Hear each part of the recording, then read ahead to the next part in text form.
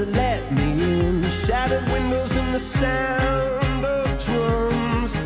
People couldn't believe what I'd become. Revolutionaries wait for my head on a silver plate, just a puppet on a lonely string.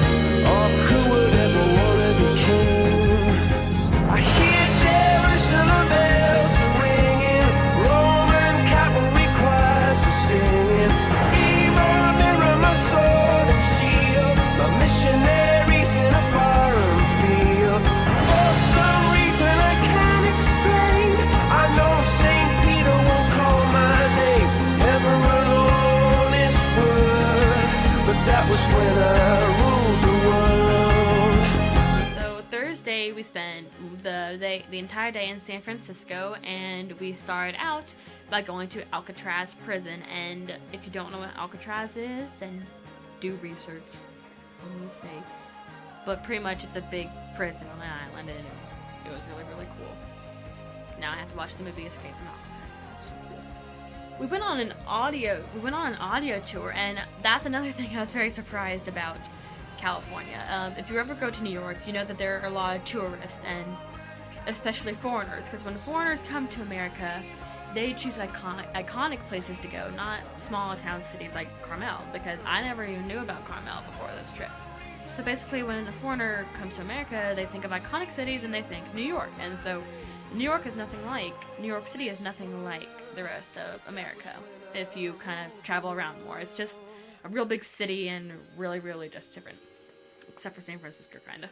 There were so many foreigners in San Francisco that, like, I think in all of California, there were a lot of foreigners. Like, I don't think I ever went a day we were in a city and there was not a British accent or two around. But California, especially in San Francisco, they must have so many foreigners coming to visit Alcatraz that my family went on an audio tour where it's like, you have a headset and you walk around this prison of Alcatraz and they describe about where you are, and they have so many foreigners come in that they had the tape not only in English but in 13 different languages that some I don't even know of. After Alcatraz, we went out to the Ghirardelli chocolate place. Like, I guess Ghirardelli is stationed in California. I don't know, but it was just there, and they had so much chocolate and it was so good.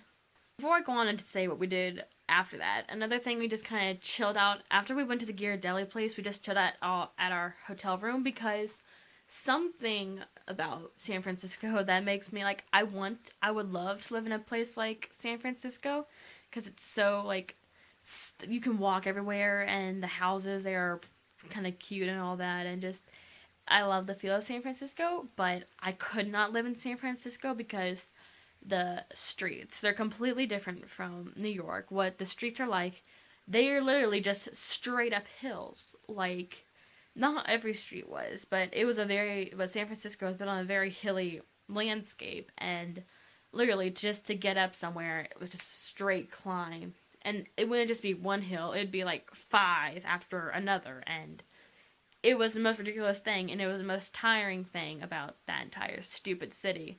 And that's one reason why I don't think I could ever live in San Francisco. Like, after Alcatraz, we went to this one place, I didn't go there because I couldn't, because it was, I don't know what's so significant, but it's just a tower. I even forget its name because I really don't care about it. It's a stupid tower on top of a hill, and to get there, it's just steps after steps after steps. Like, I made it through the first section of steps, and there were probably over 30 at least, and then they were just very steep uphill climb, and me and my mom stopped just because we didn't really want to go on. But my brother and my father went on to the actual tower, which that tower was even close. So I don't even know why I wanted to go in the first place. And when my dad came back to me and my mom, he said going up there were, at least to the second section that I didn't go up, there were 174 stairs. And that's why the following day my legs felt like they were about to fall off, because I was stupid. It's just absolutely stupid. At the end of the day, we went to a baseball game, but for some reason on my notepad I wrote football. I don't know why. And again, I forgot who was playing, but I'll write, there will be a little description right here or something, I don't know. And then, yeah, it was pretty good. And it was freezing there, but I still got ice cream because, you know what, I can. It was so funny about a baseball game in San Francisco is because it's right next to the bay.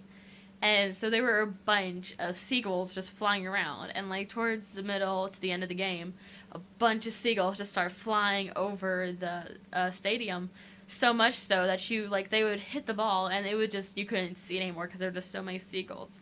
And there were so many at one point. The thing the stadium does is they put up on the big screen, they put a picture of a seagull, and they play the cha-cha slide, and it's just a part where it just says freeze, everybody clap your hands. And apparently, with the whole stadium clapping their hands, it scares off the birds, and so you would clap your hands, and they would all just fly away, and they would come back 20 minutes later. So subscribe here, like the video, leave a comment, and that's it. So yeah, bye!